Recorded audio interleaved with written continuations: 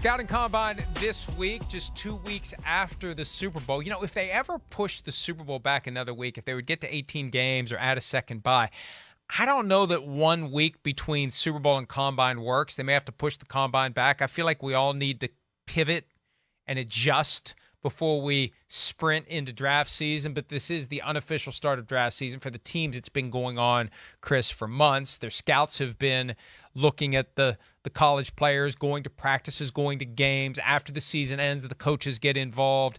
And there's more and more coaches who question the value of actually being at the Scouting Combine. We saw it last year, and we're going to see it again this year. It's not alarming yet for the league because the league wants to puff this up as a big tentpole event.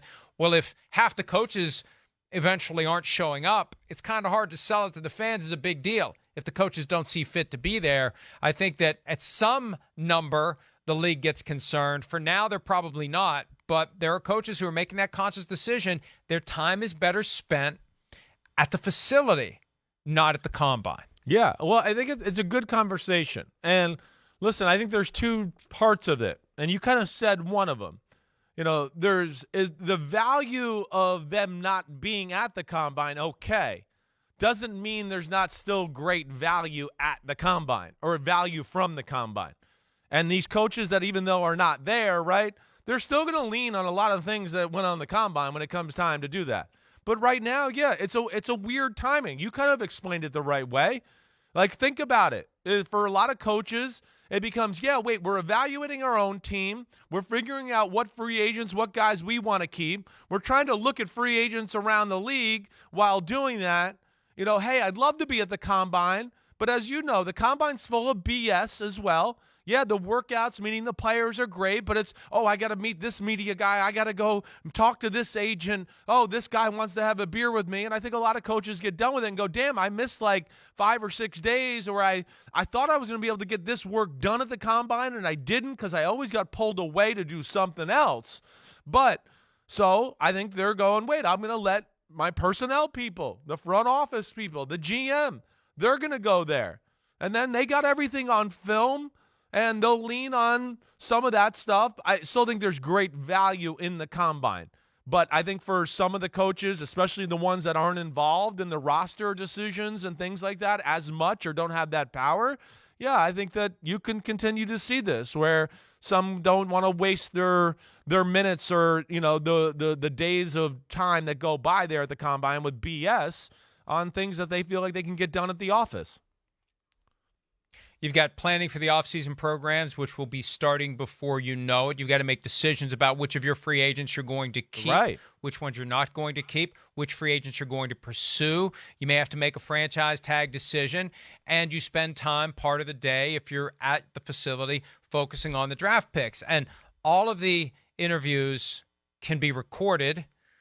Your GM is there. Scouts are there. You still get to see the 15 minutes. And I think that some of this is pushback against the reality that the various events of what we started calling years ago, the Underwear Olympics, they're not football, and the guys specifically train for those things, and it really doesn't give you a real glimpse into how a guy is going to play football at the NFL level, and we've seen workout warriors at the Combine who end up not being able to play football at all.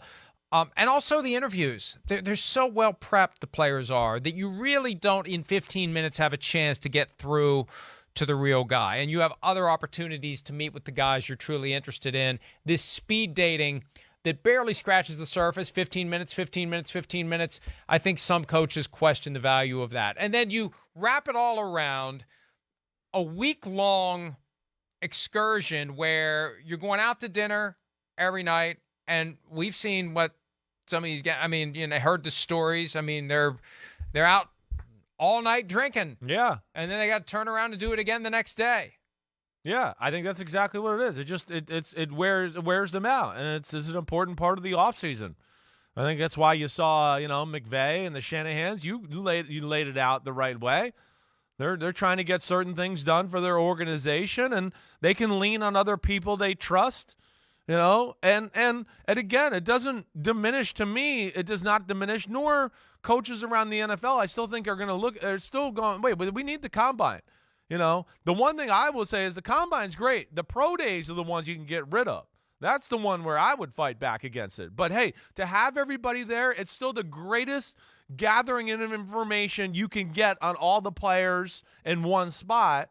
And then, of course, have the doctors there to make sure the medical checks are all really, important. And, Mike, like you're right. I mean, the drills themselves don't tell it all. But there are things that you can get inklings from in drills to go, ooh, that concerns me, or ooh, he did that, I like that. And yeah, we have the workout warriors, or those guys who don't fail, but we also have the ones, you can't forget the ones that go there and then show out, and we go, damn, and then it makes everybody look at them a little differently when they turn the film on. They go, wait, Tariq Woolen, he can't be really fast. This is not great competition he's playing.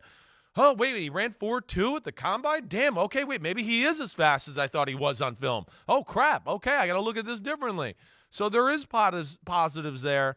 I don't think it's going to go anywhere, but I wouldn't be shocked, Mike, to your point, if we continue to see coaches in given years not be there, not be a part of it, and lean on other people. But I will definitely push back about the value. I still think there's great value in the combine.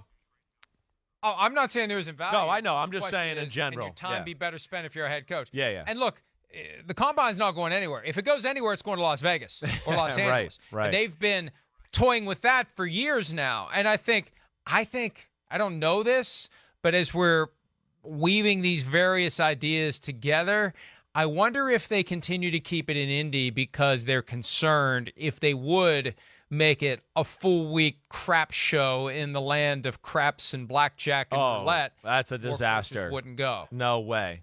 More coaches wouldn't go. You're right. Right now it works out perfectly in Indianapolis. They're not bothered. Like, fans don't descend on Indianapolis in February for the scouting combine. Everything is close together. Everything's in reasonable walking distance. It's convenient and it's easy. And if it became a pain in the butt from a travel standpoint, or fans are everywhere, and it makes it even harder to do anything productive, you'd possibly see more coaches not go. Yeah, agreed. Let alone, the thing I always, when I think of the NFL in Vegas and, the thing we're talking about, public gatherings, dinner, drinking, all of that, I just think that's a scary formula for NFL personnel, coaches, players, everybody. They're wired to put the pedal to the metal in both phases of life, and Vegas certainly can bring out the best in both of all of us in that department to where I think it could be dangerous. But yeah, it'd be interesting. Best and the worst. Yeah, the best and the worst. If the scouting combine, if the scouting combine goes to Las Vegas, what happens in Vegas will definitely not stay in Vegas. Not with all the cameras and microphones. That's right. You can fly under the radar at Indianapolis a little bit. You're exactly right, and I think that's where it's good. And of course, this city, the way it's set up, to me, I was talking about this with my wife last night. It's just amazing. You're just it's so walkable. It's convenient. You don't have to go outside if you don't want to. Everything is right there. It just makes a lot of sense. And again, I think there is great value. But yeah, it's going to be something to watch for, right, Mike?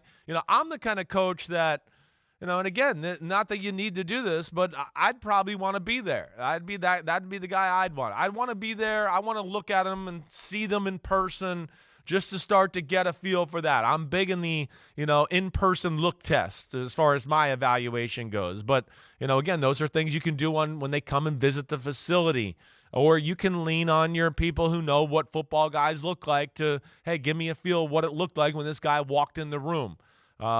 So be interesting to see where this all goes. You want to do the Chris Simms meat hook test. I want to exactly right. I gotta You want to see if you break your fingers on those thighs. I want to see if I can even get my hands around him. If I can't get my hands around the thigh, I'm going to go, damn, this guy might be a good player. Watch out. But there is, hey, there's nuances too.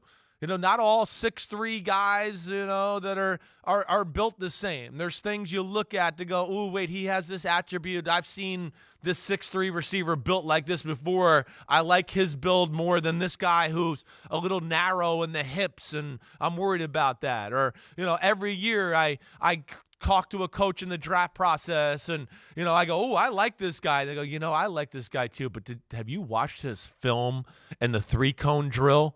Have you watched that? That really scares me. Look at his time and look at his 3-cone drill. He couldn't put his foot in the ground or turn his hips or do that. So, they're being looked at, even though if those coaches might not be there to see it in person all the time. Hi, it's Mike Florio. Thanks for watching PFT on YouTube. Hit subscribe for the latest news and analysis from Pro Football Talk.